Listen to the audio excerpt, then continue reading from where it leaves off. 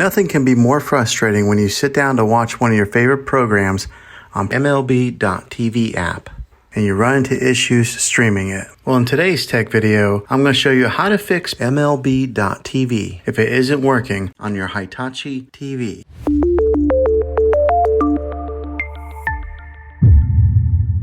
Let's see if we can fix your problems and get your MLB.TV back up and running as quickly as possible. The first one, it's the easiest one to try, and that is to unplug your TV from the wall outlet and wait 60 seconds. Now don't be impatient here, wait the whole 60 seconds, then plug it back in. This is very different from turning your TV on and off with your remote control. This is what we call a hard reset of your TV, so make sure you do this method. If that doesn't work, then find your router that is giving you Wi-Fi and unplug the power to that for 60 seconds. Then plug it back in. If it fixes it, great. If not, let's go ahead and move on to the next method. Try deleting MLB.TV on your TV. Go to wherever the apps are located on your system and remove the app altogether. Then reinstall MLB.TV again. After you reinstall it, you might have to log back in with all of your credentials, but hopefully this will work. And if that doesn't work, then I recommend buying an affordable Roku stick, Fire Stick, or Apple TV 4K and plug that into your TV and use that as your main streaming player. And you'll be able to access MLB.TV. I'll put links in the description down below of where you can get one. Well, hopefully this video was helpful for you.